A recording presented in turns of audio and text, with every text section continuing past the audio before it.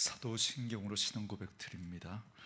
전능하사 천지를 만드신 하나님 아버지를 내가 믿사오며 그 외아들 우리 주 예수 그리스도를 믿사오니 이는 성령으로 잉태하사 동정녀 마리아에게 나시고 본디오 빌라도에게 고난을 받으사 십자가에 못 박혀 죽으시고 장사한 지 사흘 만에 죽은 자 가운데서 다시 살아나시며 하늘에 오르사 전능하신 하나님 우편에 앉아 계시다가 저리로서 산자와 죽은 자를 심판하러 오시리라. 성령을 믿사오며 거룩한 공예와 성도가 서로 교통하는 것과 죄를 사하여 주시는 것과 몸이 다시 사는 것과 영원히 사는 것을 믿사옵나이다. 아멘. 이 아침에 우리에게 주시는 하나님의 말씀은 민수기 14장 26절에서 45절 말씀까지입니다. 민수기 14장 26절에서 마지막 45절 말씀까지입니다.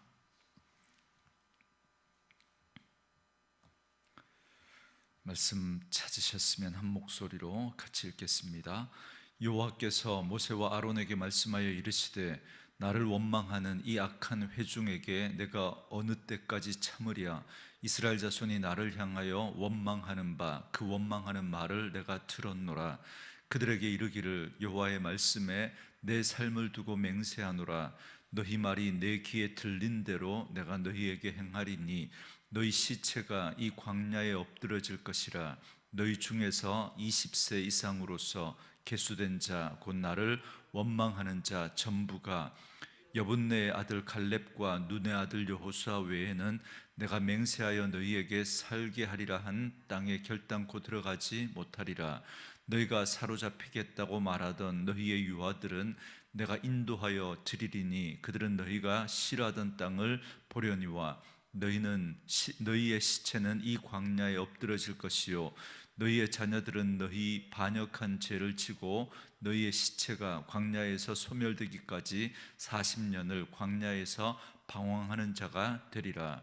너희는 그 땅을 정탐한 날 수인 40일의 하루를 1년으로 쳐서 그 40년간 너희의 죄악을 담당할지니 너희는 그제서야 내가 싫어하면 어떻게 되는지를 알리라 하셨다 하라. 나 여호와가 말하였거니와 모여 나를 거역하는 이 악한 온 회중에게 내가 반드시 이같이 행하리니 그들이 이 광야에서 소멸되어 거기서 죽으리라. 모세의 보냄을 받고 땅을 정탐하고 돌아와서 그 땅을 악평하여 온 회중이 모세를 원망하게 한 사람 곧 그 땅에 대하여 악평한 자들은 여호와 앞에서 재앙으로 죽었고 그 땅을 정탐하러 갔던 사람들 중에서 오직 눈의 아들 여호수아와 여분네의 아들 갈렙은 생존하니라. 모세가 이 말로 이스라엘 모든 자손에게 알림에 백성이 크게 슬퍼하여 아침에 일찍이 일어나 산 꼭대기로 올라가며 이르되 보소서 우리가 여기 있나이다. 우리가 여호와께서 허락하신 곳으로 올라가리니 우리가 범죄하였음이니이다. 모세가 이르되 너희가 어찌하여 이제 여호와의 명령을 범하느냐. 이 일이 형통하지 못하리라. 여호와께서 너희 중에 계시지 아니하니 올라가지 말라. 너희의 대적 앞에서 패할까 하노라. 아말렉인과 가나안인이 너희 앞에 있으니 너희가 그 칼에 망하리라. 너희가 여호와를 배반하였으니 여호와께서 너희와 함께하지 아니하시리라 하나 그들이 그래도 산 꼭대기로 올라갔고 여호와의 언약궤와 모세는 진영을 떠나지 아니하였더라. 아말렉인과 산간지대에 거주하는 가나안인이 내려와 그들을 무찌르고 호르마까지 이르렀더라. 아멘. 오늘은 함께 읽으신 민수기 14장 26절에서 45절 말씀을 중심으로 내 귀에 들린 대로 행하리라 라는 제목의 말씀으로 잠시 은혜를 나누겠습니다. 가데스 바네아의 반역으로 말미암아 하나님은 이스라엘 백성들에게 진노하사 전염병으로 그들을 멸하려 하셨습니다. 그러나 모세의 간절한 기도를 들으신 하나님은 그들을 용서해 주시고 그들을 멸하시고자 하셨던 심판의 계획을 취소하셨습니다. 그러나 대신에 벌을 내리십니다. 하나님은 끝없이 원망하는 이스라엘에 대해서 더 이상 참지 않으시기로 하셨기 때문에 그렇습니다. 그래서 27절에 보면 나를 원망하는 이 악한 회중에게 내가 어느 때까지 참으랴. 이스라엘 자손이 나를 향하여 원망하는 바 그 원망하는 말을 내가 들었노라 그럽니다. 이스라엘은 지금까지 하나님에 대한 원망을 늘어놓았습니다. 오늘 본문 앞에 22절에도 보면 이스라엘은 하나님의 그 많은 이적을 보고서도 10번이나 하나님을 시험하고 청종하지 않았다라고 그럽니다. 그런데도 하나님은 이스라엘의 수많은 불순종에도 불구하고 오래 참으셨습니다.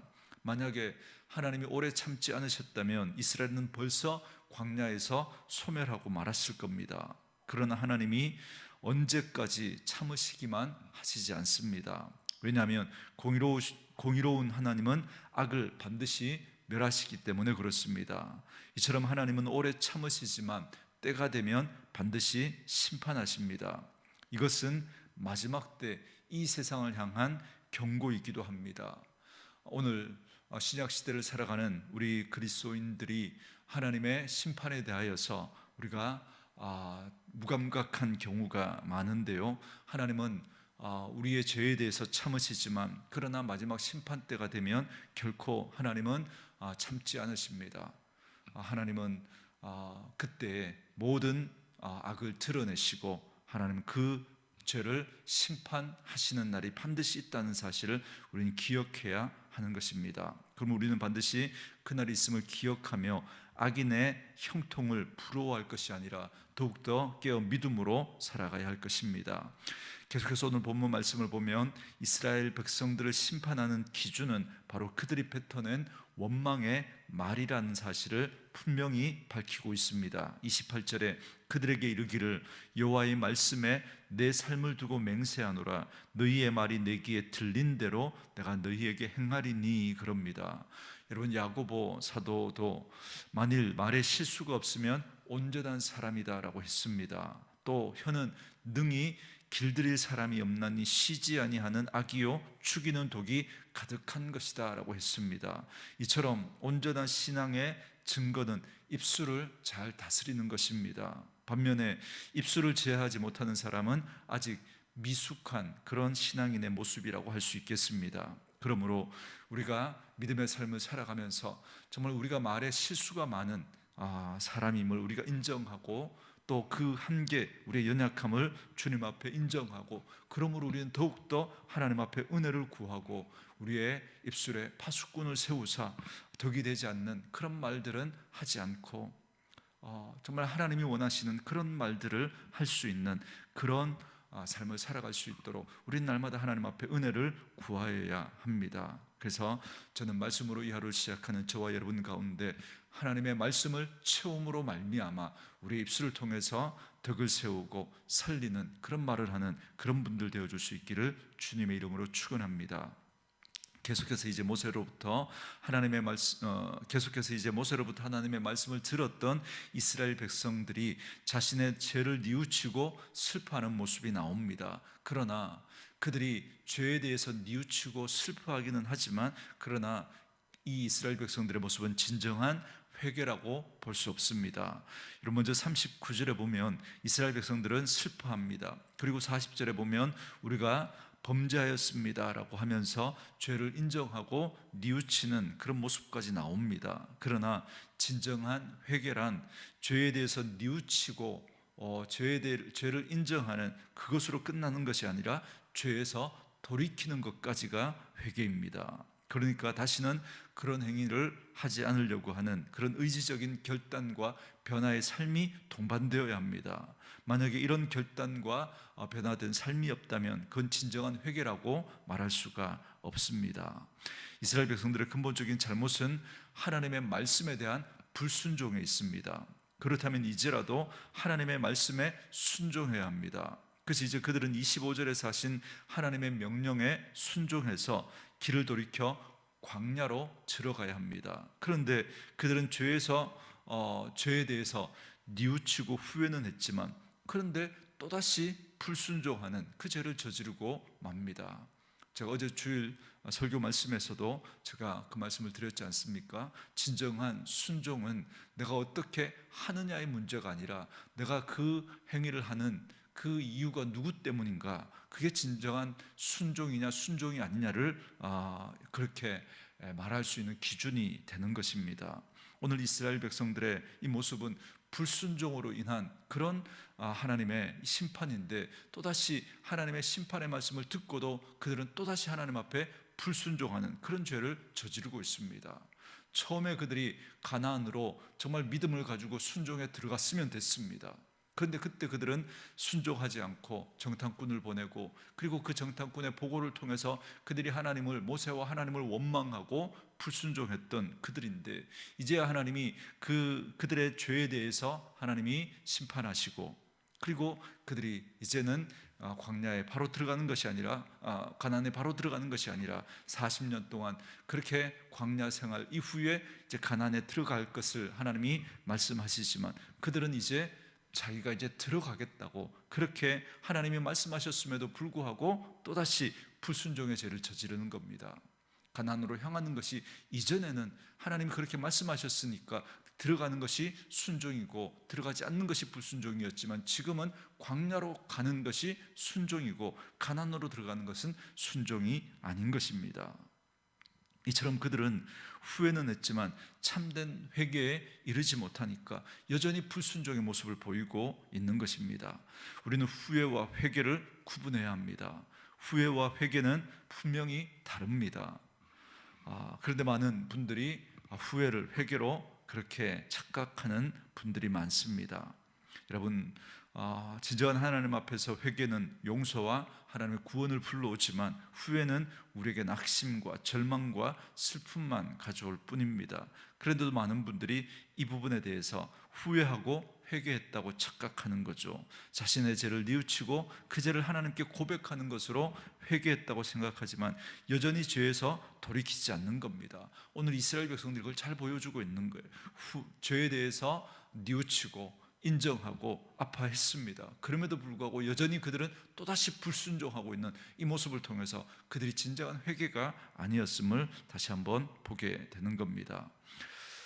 저는 말씀으로 이 하루를 시작하는 저와 여러분 안에 정말 하나님의 말씀이 우리 안에 들려질 때 그 말씀 앞에 순종하는 저와 여러분 되어줄 수 있기를 주의 이름으로 축원합니다.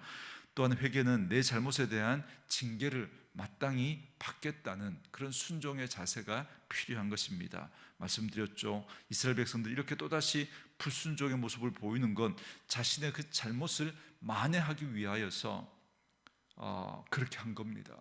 하나님의 그 말씀 앞에 순종하는 그들의 그 모습이 없었는데, 그들은 또다시 하나님 앞에서 뭔가를 해서 그 하나 자신의 잘못을 만회해 보겠다고 하는 그런 잘못이 결국은 하나님 앞에 또다시 불순종하게 하는 그런 모습으로 드러나게 되는 것입니다.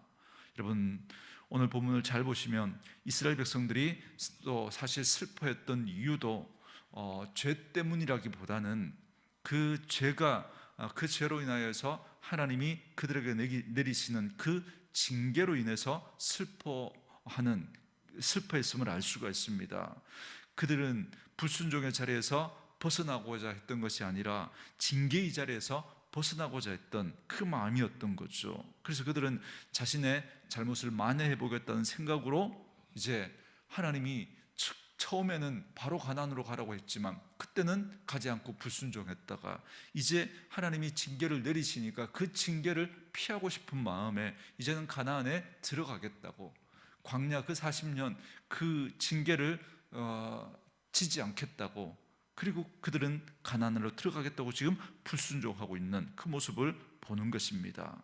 진정한 회개의 모습이 아닌 것이죠. 죄에 대해서 슬퍼하는 것이 아니라 하나님이 내리시는 그 징계, 그 고통을 피하고 싶은 마음에 그들은 슬퍼하고 또다시 불순종의 죄를 저지르는 그런 모습을 보게 되는 것입니다.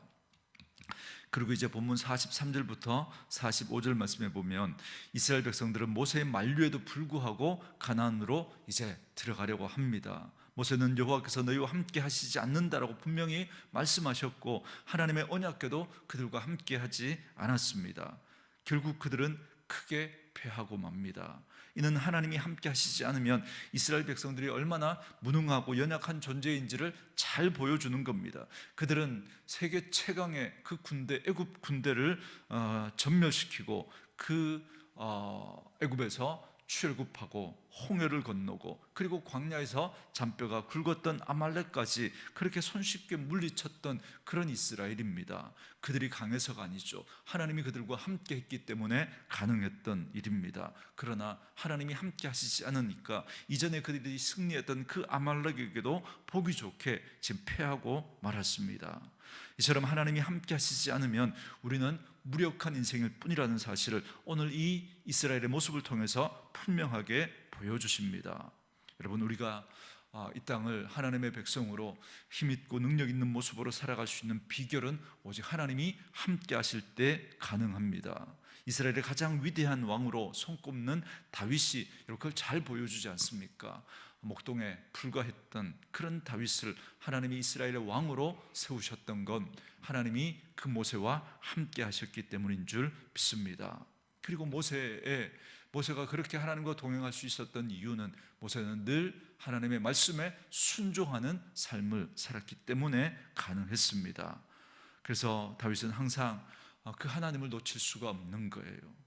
그 하나님이 높은 자리에 세워주셨지만 그 자리에 세우신 분이 하나님이라는 사실을 모세는 잊지 않고 자기 머리 위에 진짜 왕이신 하나님을 두고 하나님 놓치지 않는 그 삶을 살았기 때문에 다윗이 다윗 될 수 있었고, 그런 다윗은 늘 하나님 앞에서 그 하나님을 나의 힘이요 반석이요 요새라고 그렇게 고백하지 않습니까? 그러므로 우리가 가장 두려워해야 하는 것은 하나님이 함께 하시지 않는 것입니다.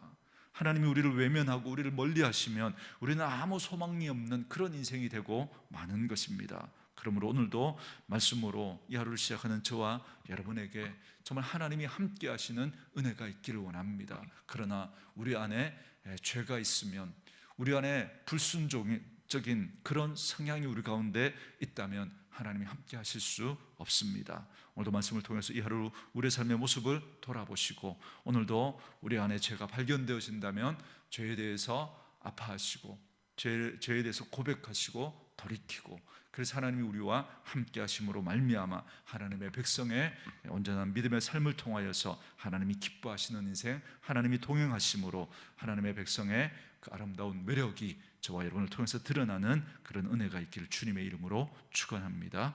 주신 말씀 묵상하시면서 이 찬양 함께 들으시며 기도하는 시간 갖겠습니다.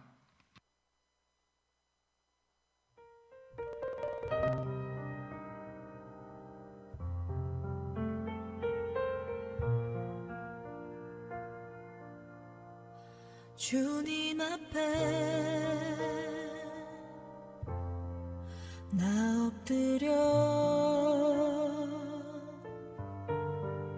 겸손히 무릎 꿇고 나의 모든 죄와 나의 모든 허물 주님께 고백합니다. 주님 앞에 나 엎드려 겸손히 무릎 꿇고